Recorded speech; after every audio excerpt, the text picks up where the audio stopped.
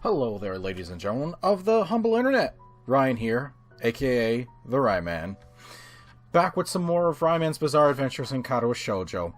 The marathoning is continuing as I'm nearing this home stretch of a long-running legacy of this channel. My goal is to have this all done before the end of the year, with the time that I can really get when I'm off from work. As soon as this is done, not only will certain games like World War II Online come back into the rotation, it's been a nice long break from that game, and some more things have been added, so it's going to be like fresh and new all over again. Oh, I can't fucking wait for that one. And I just dropped an F-bomb like 60 seconds in. There goes any hope of YouTube, like, spreading these videos around to the youth these days. Oh well. What else I was going to say? Oh, yes. Along with World War II Online coming back in, I will also be returning to some old playthroughs that were unfinished. Really because lack of interest from other people or even from myself. And I want to get all that done, kind of so that then I'm kind of going into the new year with a good, fresh plate, clean plate. I got some other games I would really love to share experiences with you, but really gonna try and not keep piling it on. It's definitely something I gotta work on. That being said, the last time we were here, a piece of me died! A piece of me died! How can you tell this is the final season? Many things. One, we're coming full circle on a whole lot of different things, whole lot of different mysteries, or have you? Not really mysteries. Misha's hair is gone. We can't come back from this. The drills are no more. They are no more. We can't come back. I can't come back to and this poor child's still wearing leggings. For the first time, Misha has not put her hands over my eyes, although now I see she has bags of her own to carry, so it's not like she could have, even if she wanted to. Although I'm positive she's tried before. Her meticulous styled curls are gone! They're gone! It's like I'm looking at a whole new character! In favor of a much shorter, sportier look. Misha looks even happier than usual, probably because she knows she won't have to wake up at the crack of dawn every morning just to do her hair.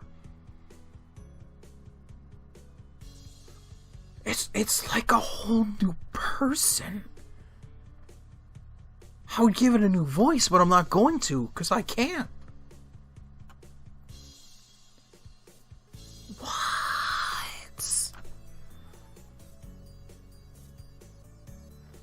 What is that haircut?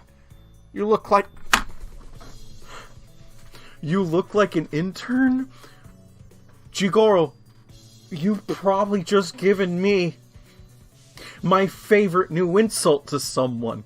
You look like an intern. Your old haircut merely made you look like you were wearing a pink judge wig. Oh my god, now I can't unsee that. Judge to intern is a huge demotion. Wait a minute. I know this. Wait, no.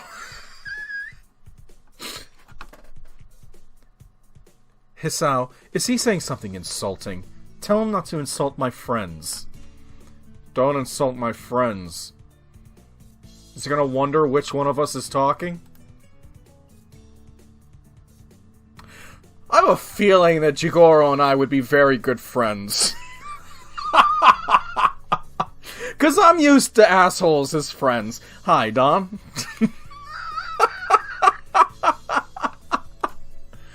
Both of us. I agree with her. What do you think, Hishan? I am still in shock that might require therapy over the loss of those drills. You should have kept it like it was. Aw, Hishan, you look disappointed. You don't like it either? Well, yeah, I'll admit I kind of liked your old haircut more. But I think this one is nice too. It suits you. Does it? Aw, thanks, Hishin. And what about you, my boy? You are a magician. I asked you to make the hair disappear, and it's go. It go. Are you going to now make Misha disappear?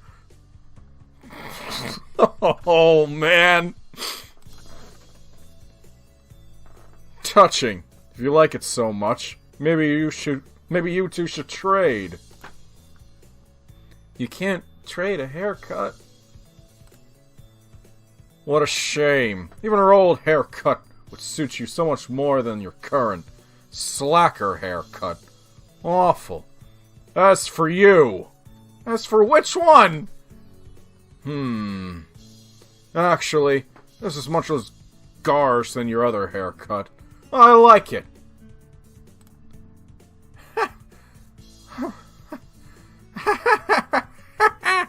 Really? Thanks, Mr. Shizune's dad. It's Mr. Hakamichi. Talk like a normal person. I don't understand. I don't understand how to talk like a normal person. Mr. Hakamichi, do you do that thing with your sword still sheathed?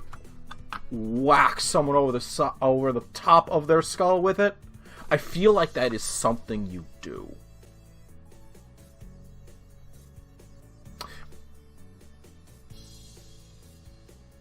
I have the dark sense, the dark side of me, the dark humor side of me even.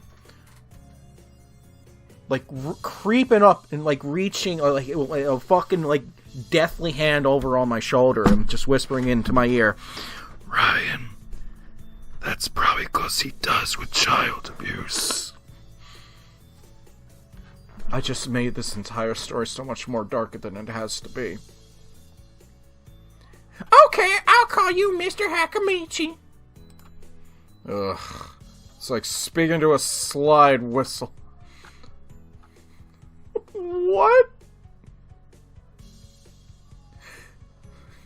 God, it's like talking to a slide whistle. And you look like an intern.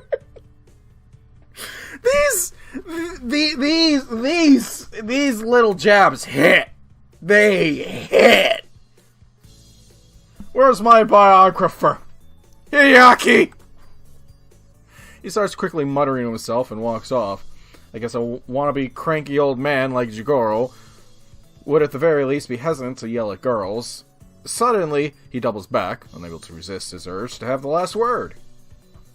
And another thing! You do not have to be so loud. I do not like being shouted at. What? Shouting? I'm not shouting! I don't want to know what Misha's shouting would be. I can't think of anyone more unqualified to talk about what's garish or to chastise someone else on shouting at people. It's like a parade of hypocrisies, and the hits just keep coming. An unusual reaction seems to be taking place. Misha apparently finds Jigoro funny and laughs pretty much every time he says something, which only makes him berate her harder. I guess this is what they call a vicious circle. Misha's voice is punctuated with explosions of laughter and seems to come from everywhere. On the other hand, Jigoro was booming and directed like a cannon. In any case, they are both unbelievably loud. I'm starting to think Shizune wasn't born deaf.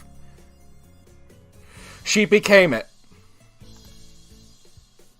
And then there's this slate rock just staring blankly at me. You are making me uncomfortable, sir. The more they talk to each other, or at each other, I should say, the more they seem to play off each other's volume and get louder. Ow! My ear hurts! Wow, that's literally what every one of my viewers say after listening or watching one of my videos. There are other people in my house, Jigoro Hakamichi, sir! I cannot just start yelling! Again! I play War Thunder. I shout enough throughout the day. Why are you shouting? And I'm dead. Death has taken me. It took Shizune first, and then it came for me! Shizune's hands wrap around my eyes from behind, something I'm so used to Misha doing that for the first time I find myself confused by it, since Misha is in front of me. She lets go and holds a finger up to her lips. What a perfect distraction. Now's our opportunity. Let's sneak off. You can't! We're right in front of them! The only way we can sneak off, and I'm not saying I've done this before, is to either present a flashbang or a smoke grenade. Nothing like saying, let's pop smoke, and then literally popping smoke in the middle of a conversation to sneak off. Why do we have to sneak off? Why not just walk off? It wouldn't be as fun. Well, I'm not gonna sneak off. I would literally just like, escape in a grand gesture, like picking you up and bolting and hopping a fence. It's decided. It's a secret mission. Escape without being detected. Extract Hideki for your bonus points. Are you telling me we leave Misha behind as bait? You are getting very close to the second position of best girl. It's getting close. It's getting dangerously freaking close! Already she simplified the situation into a game. Shizune quietly slides away from the scene and begins edging towards the house. I walk towards it normally. We did not complete the bonus objective?! I can't find Shizune at first, but eventually she walks into the main part of the house, sipping a glass of ice water and dangling her glasses back and forth from her free hand. She whips them on as soon as she sees me. You didn't rescue Hideki. That means you don't get the bonus points. If you are also being graded on style, I'd have deducted points for a boring escape. It looked like you wanted to talk to me. I didn't know I had to be stylish about it. You know, some say that the most stylish people are the ones that don't try too hard to look cool. You're really cool. Honey, I may be stupid, but I think even I can understand sarcasm via text, via sign language, via visual novel. I will beat you with this candelabra lamp here. I wonder how I can pick up on her sarcasm. I've been hanging around. I've been officially doing this particular season too long if I picked up on that. That I can pick up on her sarcasm so easily. And how hard it might have been for her to learn the concept of sarcasm without being able to hear. I can't imagine it. You seem like you're in a good mood. Although I guess this isn't really a good mood. It's more that she seems very excited. I'm in a bad mood. Well, hello, in a bad mood. My name is Ryan.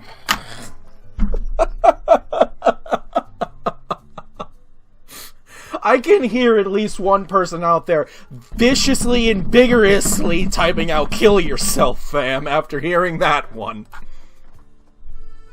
Setting her drink down, Shizune sits down on the couch. I liked her regular hairstyle so much more. It looked so pretty. It was refined and meticulous. Now she looks too sporty and tomboyish. Your hair is short, girl. Are you saying you look tomboyish? I wouldn't call Misha refined and meticulous. That sounds more like you. You should give it a chance. You know, grow your hair out and make it look like drills. Actually, maybe this suits you just fine. Shizune rubs the frame of her glasses roughly, looking annoyed at the implications behind what I just signed to her. That's fine, because I was totally implying that.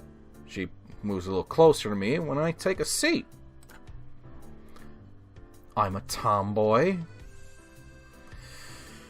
No, you're not tomboy. Well, how would I actually describe you? What category would you actually fall in? You're like the office lady. And by that what do I mean by that? I don't know, is that what you would call it? She herself is refined. She's professional. She's a hard worker. And she also likes to draw on the style of business casual, based on the fact that her school uniform is always prim and proper. And even her, like, quote-unquote casual attire seems like something I would see in some office spaces. I don't know. I said what I said. I'm an idiot. Well, no one would call you a tomboy based on appearances. Shizune glares at me, unamused. You have to fight to keep a straight face. Maybe you two should trade haircuts anyway. I don't think she's signing something I can't understand. I think she's literally just staring at me with daggers. You sound like my father. Is that a compliment?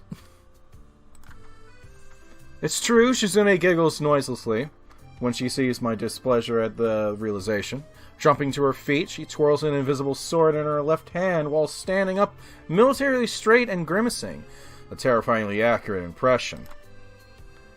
Anyway, I don't take advice from anyone who wears a blue sweater with brown pants. Where's your sense of color coordination? Dreadful. Now who's starting to sound like their father? Maybe that's her point, and she's still being sarcastic with me, but this is why my colors are always black and blue. But changing my haircut, that might be fun. Wouldn't it be? I want to see how everyone would react. Well, the first thing you have to do, honey, is grow your hair out. Actually, you might actually look very fine with longer hair. Too much thought. You must really like playing with people. Sometimes I think a little too much. No answer. The way she fiddles with her glasses, brow furrowed, tells me that it's because she can't. It's fun. Well, at least we're all being honest. Then, with more confidence, and while pulling herself closer to me, it's fun to drag more and more people into my life. Okay. Oh, I see.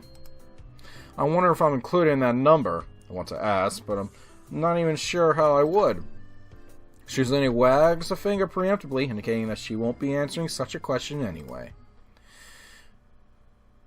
When she reaches for her glass, but doesn't seem to realize how far she's managed to inch away from it all this time, to prevent herself from tipping over clumsily, Shizune tries to grab onto me, and ends up pulling me on top of her.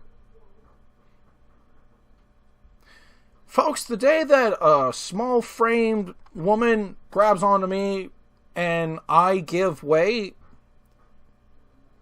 it's probably because I let that happen. Also, in real life, if that were to ever happen, I would probably end up killing her from landing on her. Only in the land of anime do scenes like this even play out. Are you kidding? I fell over reaching for water. Oh no, I pulled a man on top of me. Oh, hello, Art.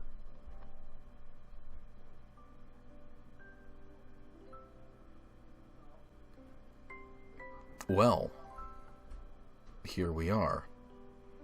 I didn't see this particular scene coming, but in appropriate context of this entire season, I sure as hell didn't hear it.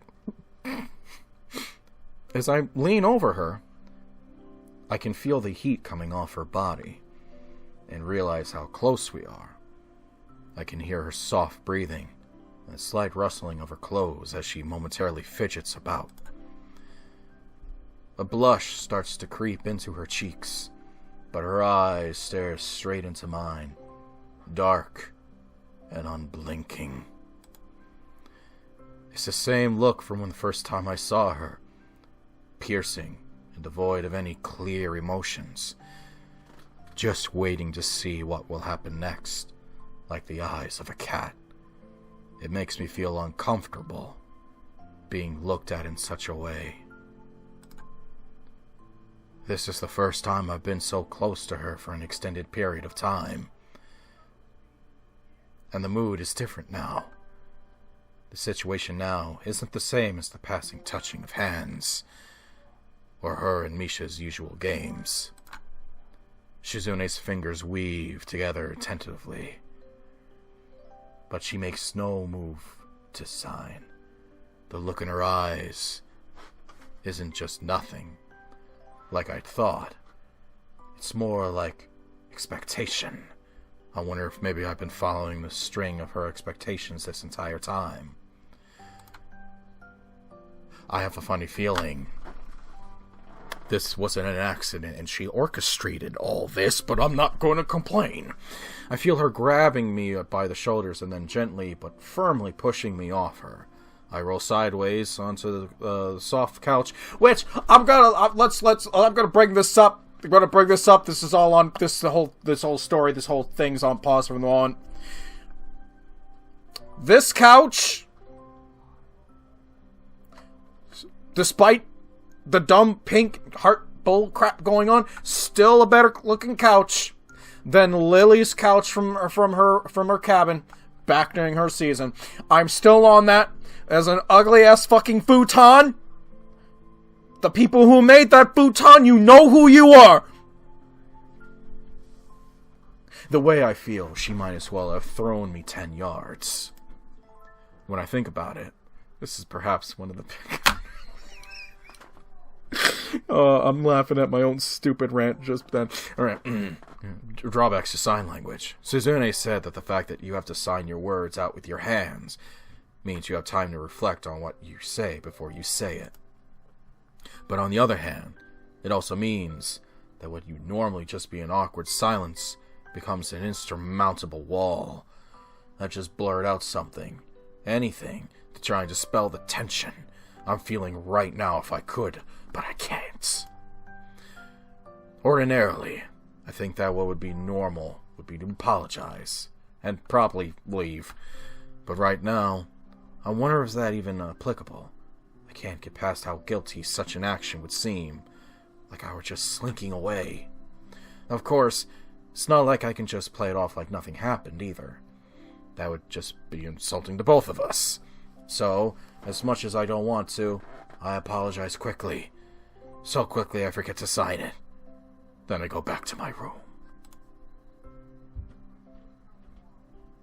And then we die from embarrassment? She pulled us onto her, sir.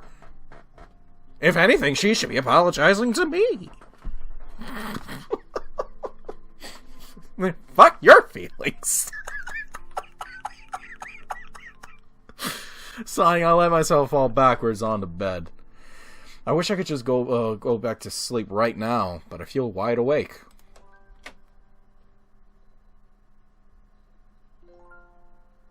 Bonjour. I don't know why I said it in French.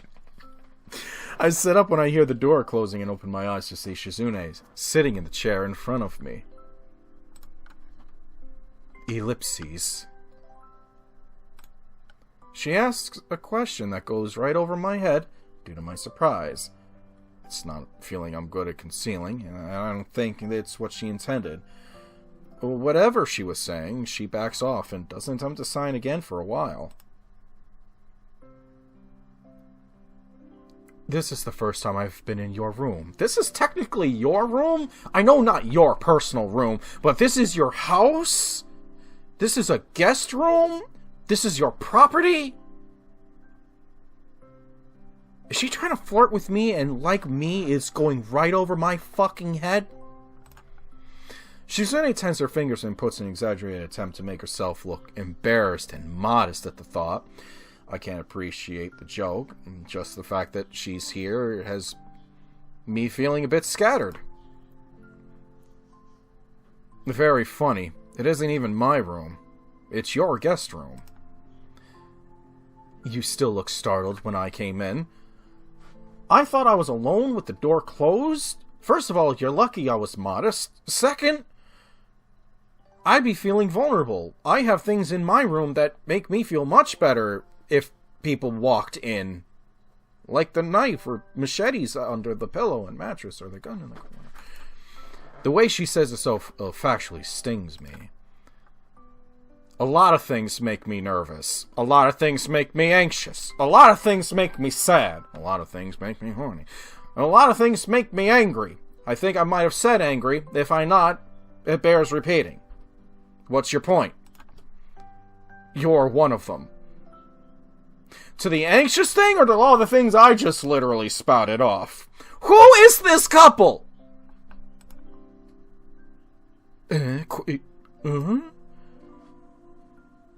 Because you're over here to always get people involved in whatever it is you're doing. Whether it's joining the student council, or even taking a break, whether they want to or not.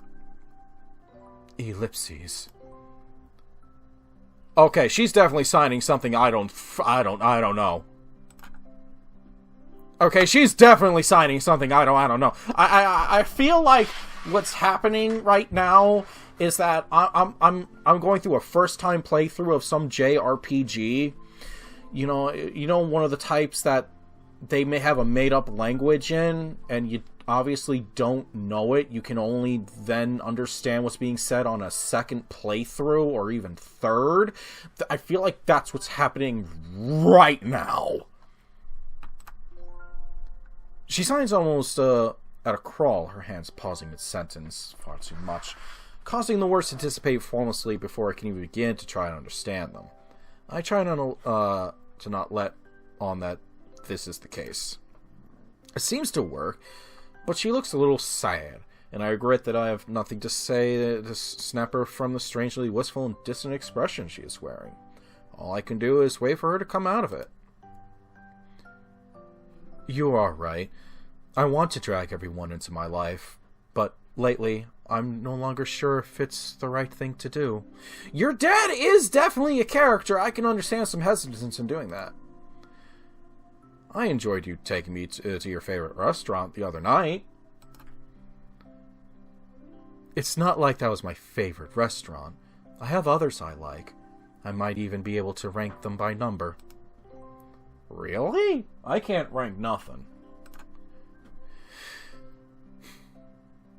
This chair is so hard.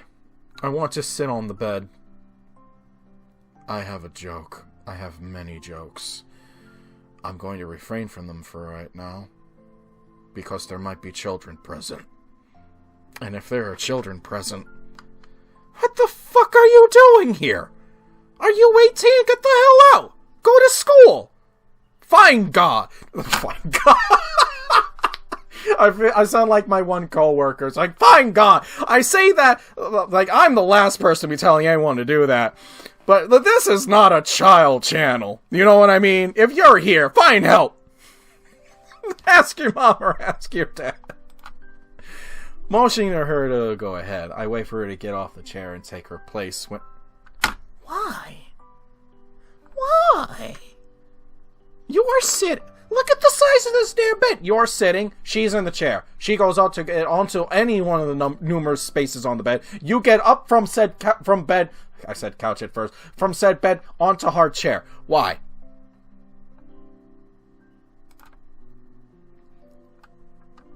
No.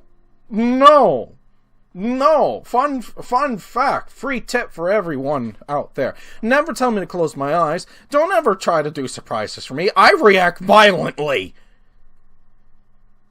I'm starting to understand probably why I'm alone. Alright. Close your eyes. Why? It's a surprise.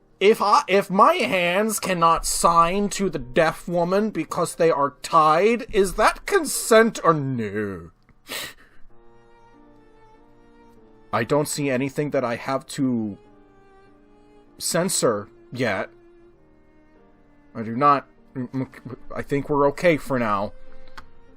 Hold off on Ode to Joy. We're not there yet. I bet it's coming. Like my boy here. Of course, with my hands tied behind my back, I might as well be gagged. Oh, A part of me can't help but think this is what she intended. As if reading my thoughts, a mischievous expression lights up on her face, but her blushing doesn't fade. In fact, it only deepens when our eyes meet. Embarrassed, she leans deeper into our partial embrace, hiding her face by curling in my shoulder and neck. Her hair is soft, and it tickles me, and I let out a laugh, knowing that she won't hear me, and she won't be offended. Shizune's hands move downwards to the fly of my pants, covered by her skirt. Her hands disappear from view, only to jerk back on touching my erection.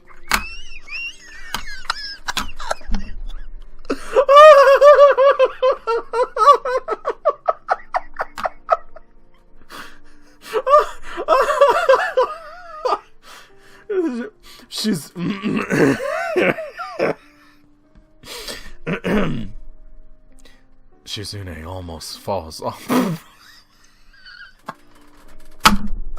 Oh.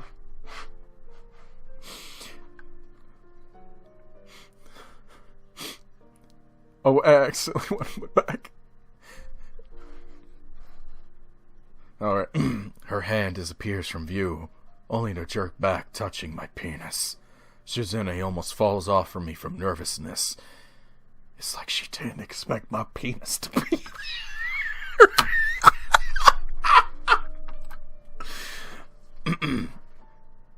The sudden display of naivete is the starkest contrast yet to how forward she has been so far. I find it amusing. Suddenly, she seems very mature again. A high school girl playing the role of a more aggressive woman.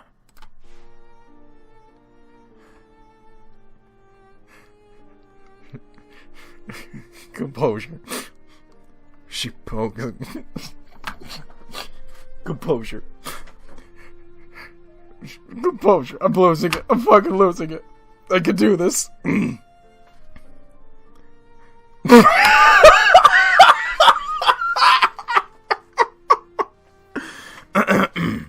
She pokes at my penis, curious.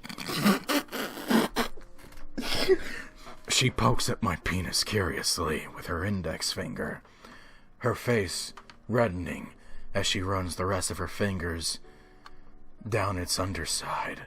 Her movements are soft and curious, and they belie the most embarrassed look on her face. It's likely Shizune is as nervous as I am, so I'm a bit relieved when she stops her exploratory prodding. But then I think about what's next to come. It was me. She might try to unbutton my shirt. Who knows what she would say? Seeing the scar on my chest, I'm still self-conscious about it. And I can imagine the concern on her face seeing it, the tenting of her fingers in thought. Luckily, in this position, she couldn't take off my sweater without ripping it off me. The fear fades from my mind. Now, I'm only experiencing a strange, uncomfortable mix of anticipation and nervousness. A newfound lightness on my knees brings me back to reality, and I can see Shizune standing on the tips of her toes to slide her underwear down her thighs. When she sees me looking at her, she tries to cover my eyes with one hand.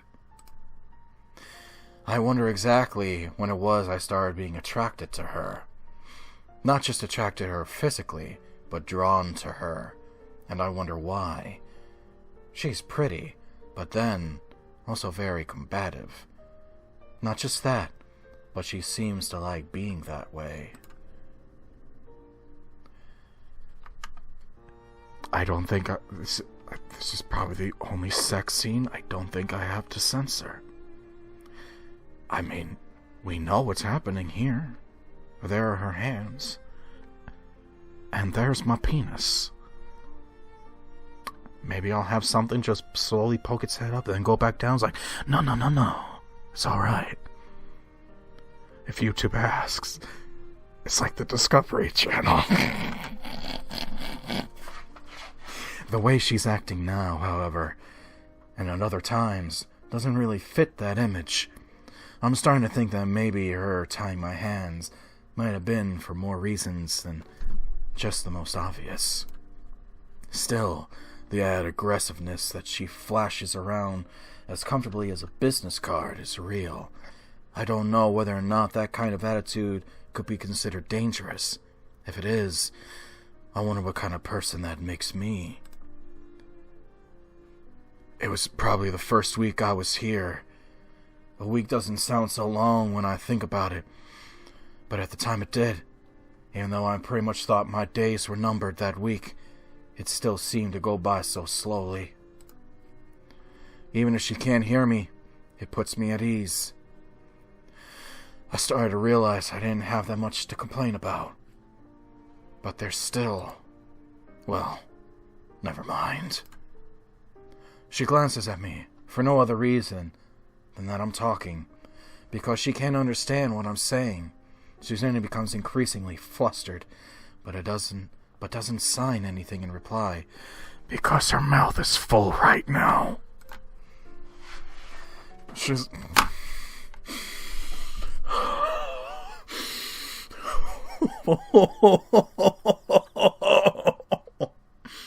Only time in my life I'm going to be able to make that joke. Shizune sucks in her breath sharply as she lowers herself onto my penis, trying to keep herself upright as she teeters on top of me.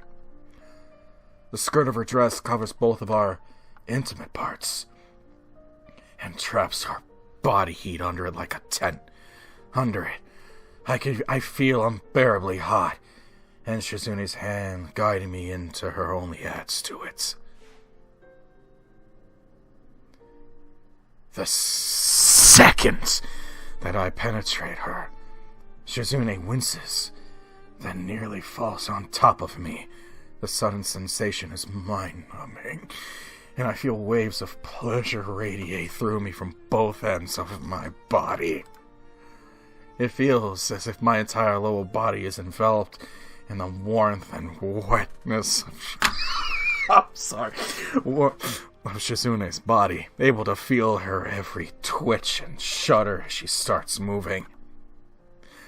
Shizune begins rocking her hips back and forth. At first slowly, but with her tempo increasing each time she pulls herself almost completely off me, only to plunge back down at the last second. Being so close to her, I can see the sweat beading on her skin, and the fog that forms on her glasses when they slide down her nose, and too close to her mouth before she pushes them back up.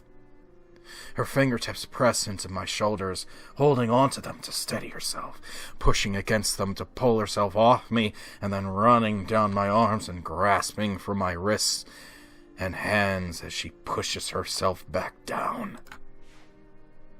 Maneuvering around like this is difficult at best. Shizune tries to brace herself against me while pushing herself up and down with her feet. I attempt to kiss her, but only manage to succeed in touching our foreheads together. At least not painfully. My thoughts wander briefly to whether or not the door is locked.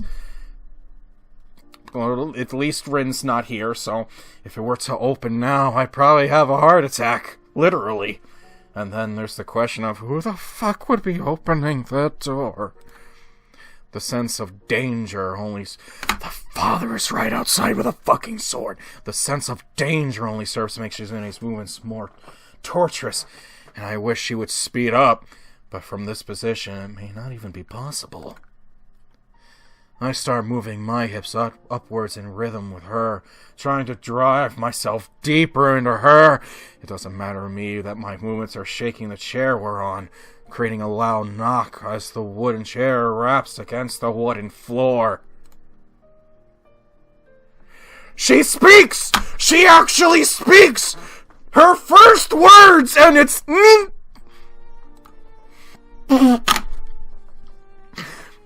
Her breathing grows louder, and even sounds like suppressed moans escape her throat. Though it's obvious that she wants to hold them in, they're still loud enough that they would be audible to anyone standing outside the door. I stop thrusting into Shizune, partly because it's harder to keep up with her as she starts getting more and more into it, and moving faster than I can manage to match while under her. And there we go. We are about to die. My heart races so quickly that I can almost hear the blood pounding in my temples. And more worryingly, I can feel a dull throb in my chest. I stop thinking about the pressure I feel between my thighs, if only for a moment.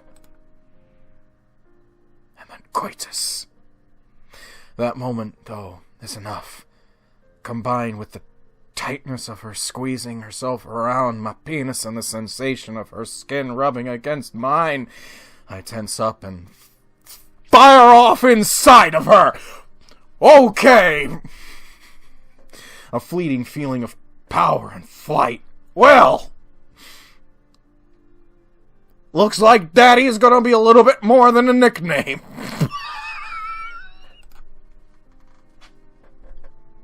Afterwards, I listen to the sound of my heartbeat slowing down until it reaches its normal rhythm. I listen to the sound of Shizune's breathing as it does the same. Her glasses are slightly askew, and this is the first time she isn't messing around with them in some way. I want to straighten them for her, but the second I try, I am reminded that I can't. Shizune seems to have forgotten it as well. I am probably still the type of person that is paranoid as fuck, so even in this situation, if my hands are bound, regardless of what's happening on top of me, I'm probably still trying to work my hands free. Because what if... Not for nothing, but what if a Yakuza hit squad comes through the front door? I can't do shit if I'm tied to the chair, or worse yet. What happens, like, if the Iranian Special Forces decide to come barreling through the window? These are some of the situations I try to plan out in my head at any given time in my life.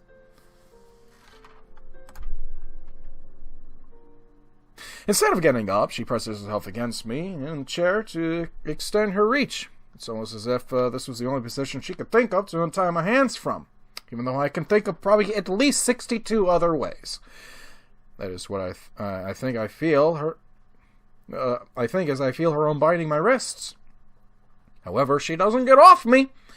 Her hands gently stroke against mine. Occasionally, I'm bending inwards to run over my palms. It's funny, but I feel more connected to Shizune through this simple act than before. Shizune stays pressed against me like this for some time. It's a little uncomfortable, but it makes me feel happy, as if I could stay like this for hours. Though my legs are probably going numb. If she wants to stay in this position, that's fine, but with my hands now free, I can at least grab onto her, stand up. How much of an Alpha King Sigma move would it be if I was holding her like this against me and I just walked outside with this in front of her dad? It's like, Mr. Hakamichi, how you doing? What's up? Yeah, don't mind me. Yeah, just one king greeting another. Would he try to kill me, or would he give me respect?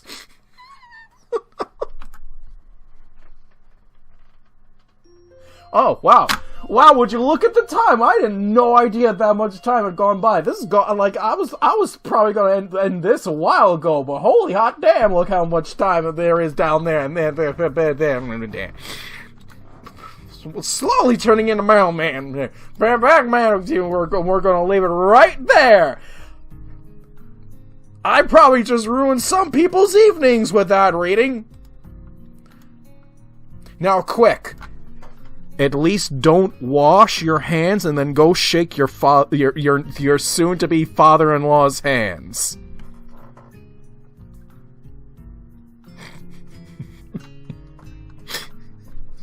It's...